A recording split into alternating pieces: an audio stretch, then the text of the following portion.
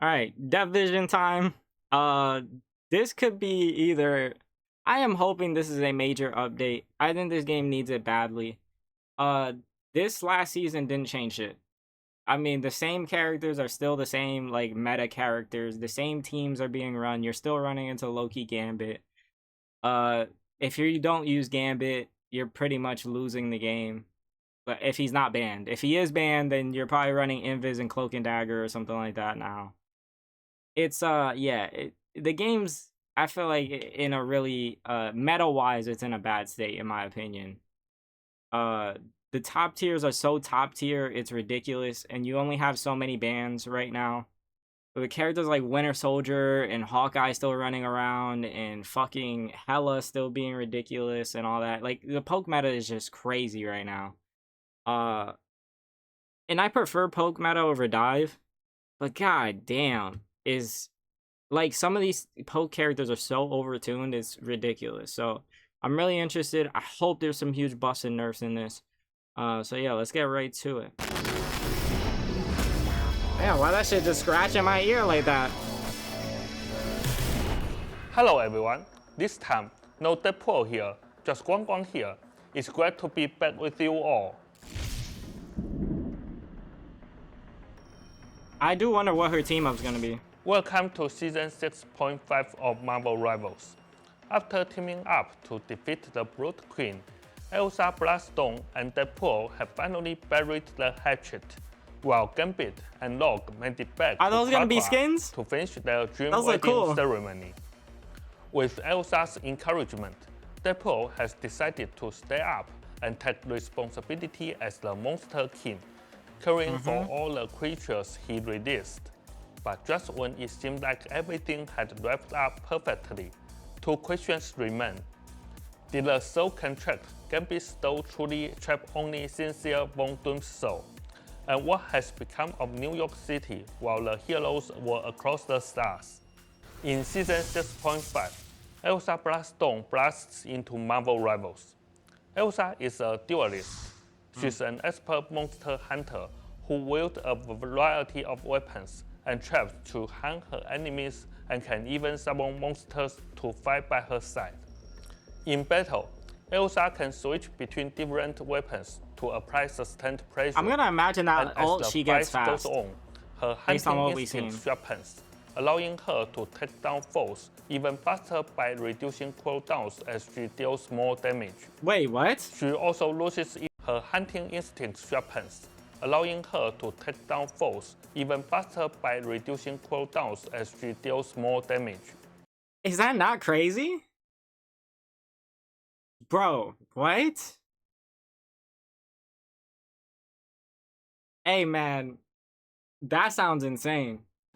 She also loses We gonna see. instinct whenever she gets KO'd. Elsa excels at reading her opponents, darting in and out of combat to search for openings.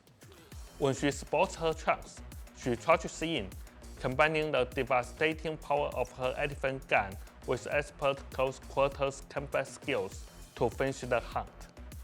She can also set a trap containing the smoke monster Diablo. Any enemy caught will be immobilized and easy prey for Elsa. When Elsa activates her ultimate, she summons the Gratrox to charge into the fray. This beast's overwhelming strength smashes through anything in its path, ripping enemy lines apart and biting anyone who stands in the way. This update brings another round of team-up ability changes. Alright, here we go. We are removing the Fantastic Four team-up ability. Invisible Woman What? will now work with Doctor Strange What? in the brand new Sonic Mayhem team-up. Invisible Woman is a Alright, now I'm starting to believe y'all with this whole Invis woman, that she's the favorite. Cause why did they just cut out the whole Fantastic? That's literally her group.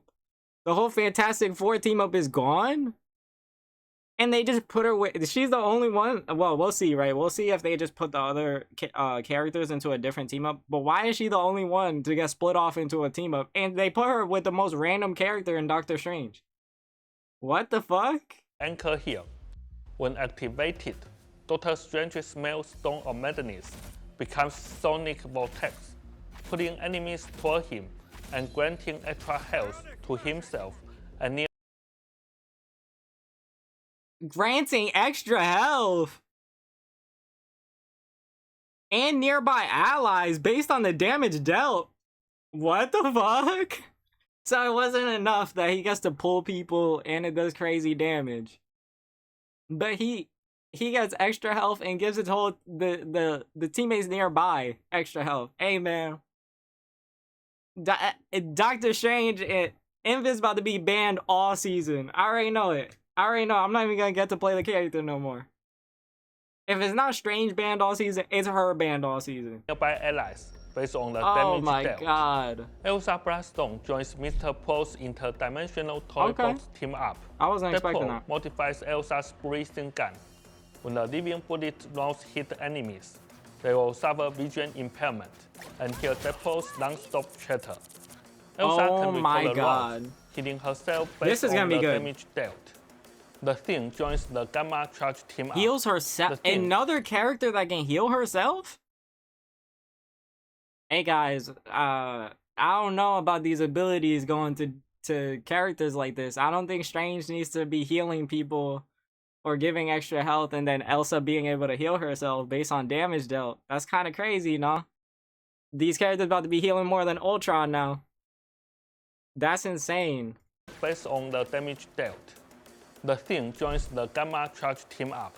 The Thing gets the Gamma Gauntlet. Oh, they gonna be Activating fucking the boxing. ability boosts the range and damage of Stone Haymaker and Loki Jab, and each hit grants bonus health. Alright. Mr. Fantastic man. joins the Loki Network team up. Okay, Together, so Loki the other and guys Mr. Fantastic got moved to something developed else. a fantastic amplifier. When activated, Mr. Fantastic's elasticity can exceed the 100-point cap and accumulate, and he won't automatically enter inflation state, instead being able to trigger it manually. The full balance patch notes. That doesn't seem that crazy though, right? Maybe I'm wrong. Because I don't play Mr. Fantastic. I barely play Mr. Fantastic. That doesn't seem that crazy though. Compared to all the other team-ups, that doesn't seem crazy. After their wedding in Krakow, Gambit and Rogue are bringing the celebration to Times Square with a wedding car parade. Oh, fuck Cinderella in Join that them bitch. on February 14th for the festivities and end unit. That's pretty cool. Wishing all you lovers out there also have your own happy endings. I ain't got no For maidens, Spring bro. Festival, Linear will perform a line dance in Times Square. Log in to watch and join the show to receive unit red envelopes. That's pretty cool. On this festive occasion, let's all shout together, 恭喜发财. Cheaper town hall.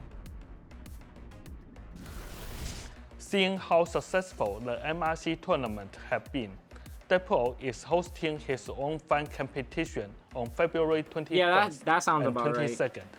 The Monster Kingdom Championship. There will be two divisions, Duels and Squads. The Duels division allows factions of 2, and the Squads division allows factions of 6 to 8, with no rank or platform restrictions. Each player can choose to participate in either division on one of the event days. Each event day features 5 rounds of matches, all played in a first to 3 format. The first faction to 3 wins or 3 losses concludes their run. Based on your wins, every faction member will earn units, unstable molecules, and exclusive land play rewards. It's pretty cool. One more thing, we're thrilled to announce that all 12 partner teams for Marvel Rivals Ignite 2026 are now set. The tournament kicks off at the end of March. Stay tuned for upcoming schedules and all the must-see moments as Marvel Rivals Ignite hits up. Zhiyong is still hard at work on balance adjustments. Please keep an eye out for the upcoming detailed balance patch and team up ability changes. They're not gonna talk about it here? Battle. Okay. Well, I will say, Elsa Bloodstone looks really cool. But damn, man. I can't lie and say that I'm not worried. Because I know this isn't a brand new season, so I wasn't expecting huge changes, but I feel like this game is like the meta is in such a dire strait right now. Uh like that there's adjustments that just have to be made. Like Gambit, I said this before, but Gambit's all I knew it when I heard the changes in the dev vision that it wasn't going to be enough to nerf Gambit. I play Gambit almost every time I play Marvel Rivals. I know that character at this point. I'm not fucking like Celestial or what, the highest rank or whatever. But I play the character enough to know his weaknesses and his strengths. He has so many strengths, and nerfing his healing was never going to do anything to him because again, what makes that character special is that I can just wait for my ult and I automatically win the fight. I don't even need anybody else to ult with me and we win the fight. It just becomes unstoppable if another DPS or somebody like that ults with me. So, I don't know, man. There's characters that I think need urgent adjustments, like immediately. But again, I understand. I am going to temper, lower, I guess. Just go with that. Lower my expectations. I'm not expecting anything massive in terms of balancing for this patch. If anything, they'll probably save that for season 7. But yeah, I am worried because again, if I felt like there wasn't going to be a huge change after we heard the season 6 and I saw the season 6 dev vision, I knew based on what I was hearing there wasn't going to be a huge change. And there really wasn't. The meta is still exactly the same. The same teams are still running shit again. The same characters are still at the top. You're still banning pretty much the same characters. So it's like, yeah. I am interested to see Elsa Bloodstone. Again, I don't really get to play DPS that much. Most of the time DPS is taking the fuck up. So yeah, this isn't a character I'll probably be using much, but she looks cool. She looks fun. I am interested to see how good she will be. She sounds like she could be strong, but at the same time, it doesn't sound like Daredevil pre-release or anything like that. So she doesn't seem ridiculous or anything like that. So yeah, I'm very interested on where she'll slot in to the meta and how good she'll be. Will she counter Invisible Woman? We'll see. And she might also be good for Cloak and Dagger too, to get her out of her ult. Because you can just wait for her, and if she doesn't position herself right, you can just take her out of her ult with your ult. So yeah, there's some interesting stuff there with her.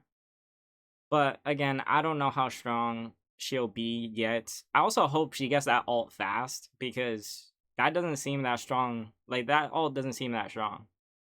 Based on what we've seen. Maybe there's something I don't know. But that ult doesn't seem as strong as other DPS ults. Which I'm fine with, but yeah. With Overwatch dropping some new characters, I believe it's 5 characters. I think it's tomorrow. I could be wrong on that. It could be today, honestly. I don't remember. But I know Overwatch is dropping like 5 brand new characters. They look pretty interesting. I'll probably end up playing that. I don't know if I'm gonna record it and post it, but I'll probably end up playing that. And yeah, the competition between the two games seem to be ramping up. I'm excited to see if Rivals has anything huge in the plans right now, because yeah, again, the balancing right now is not in a good state. The ranked situation isn't in a good state, and I think most people can acknowledge that. I mean, there's still fun to be had on the game. I still think it's a great game, but yeah, I do believe that there is some major balance changes that need to be made, and pretty quickly, honestly, especially for certain characters, right? There's certain characters that are just they're not healthy for the game, and they've been like this for multiple seasons. Winter Soldier, they've been untouched for multiple seasons, and it's like they don't give a shit. I don't get it, but I'm hoping that this next season, I'm not asking for a dive meta. Honestly, I would prefer it not to be a dive meta, but at the same time, I'm not asking. I also don't want fucking Bucky and Hela and Namor and Hawkeye and thing just being so oppressive and above everybody else that you feel like you can't run dive or you can't do anything. You know what I mean? And I feel like that's where the game is right now. So yeah, that's how I feel about this dev vision. Also looks cool. Uh, but obviously we don't have no patch notes to work with, so I can't really say anything yet in terms of that. But I'm not expecting much because this isn't a brand new season. So I'm not expecting anything major to happen in terms of patch buffing and nerfs. We'll see though, because again, there's some urgent things to change up, but yeah. That's it from me. Hope you guys have a great day and take care. See ya.